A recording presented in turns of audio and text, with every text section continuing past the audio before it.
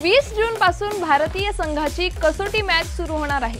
त्याआधी England Lions विरुद्ध 2 अनधिकृत कसोटी झाली। त्यात अनेकांनी चांगली कामगिरीही केली, पण अजूनही कोणत्या नंबरला कोणता खेळाडू खेळेल हे फिक्स झालं नाहीये। पण भारताचा मुख्य प्रशिक्षक गौतम गंभीर आणि माजी क्रिकेटर रॉबिन उत्तप्पा यांनी याबद्दल आपलं मत व्यक्त केलं आहे।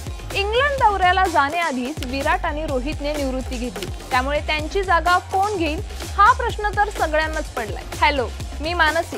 पाहूयात या व्हिडिओतून उत्तप्पा आणि गंभीरने या सगळ्या प्रश्नांवर आपलं काय मत व्यक्त केलंय, कोणत्या खेळाडूला स्थान देण्यात येईल असं सांगितलंय आणि कोणाला बाहेरचा रस्ता दाखवलाय। पहिल्या कसोटीसाठी भारत कसा संघ तयार करू शकतो याबद्दल बरंच काही बोललं जात आहे, कारण 2 दिग्गजांनी कसोटीतून निवृत्ती घेतली, त्यामुळे संघात यांची उणीव कोण भरून काढतंय हा प्रश्न आहे। यातच आता गौतम गंभीर आणि रॉबिन उत्तप्पा यांनी प्लेइंग 11 काय असणार आहे हे सांगितले। त्यात सलामीवीर म्हणून यशस्वी जयस्वालसह केएल राहुलला संधी देण्याची विनंती केली आहे। रॉबिन उत्तप्पा यांनी असं सांगितलंय की मला वरच्या स्थानावर आणखी मजबूत सुरुवात करायची आहे आणि केएल राहुलने तिथे सलामी करावी अशी माझी इच्छा आहे।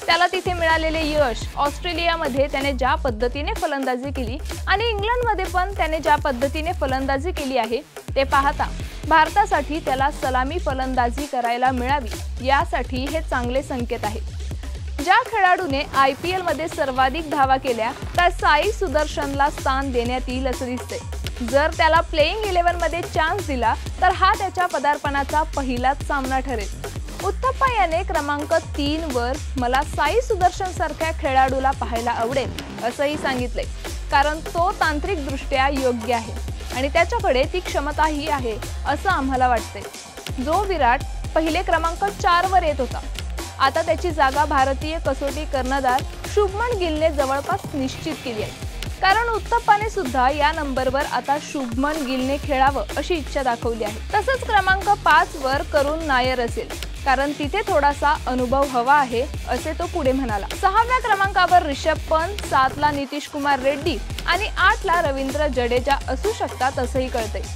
पण एक गोष्ट लक्षात घेतली पाहिजे की नितीश कुमार रेड्डीला जर संघात स्थान दिलं तर भारताचा फिरकीपटू कुलदीप यादव याला मात्र डावलणं हे खरंच भारताला परवडेल का हाही प्रश्न निर्माण होत आहे। नितीशला निवडण्याचे मुख्य कारण म्हणजे तो फलंदाजी आणि गोलंदाजी सुद्धा चांगली करू शकतो, त्यामुळे त्याला जागा देण्यात आली आहे असं सांगितलं जातंय। जर कुलदीपची संघात जागा झाली नाही तर एकमेव स्पिनर सोबत भारत मैदानात उतरेल आणि तो स्पिनर म्हणजे जडेजा।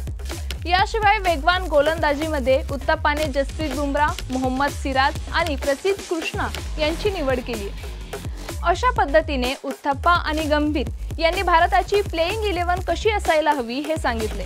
तसं बघता भारतीय संघ नक्कीच मजबूत आहे, पण सिरीज चालू झाल्यावरच कळेल की कोणता प्लेयर कोणत्या ठिकाणी योग्य आहे। अशाच क्रीडा अपडेटसाठी AGC स्पोर्ट्सला नक्की सबस्क्राइब करा।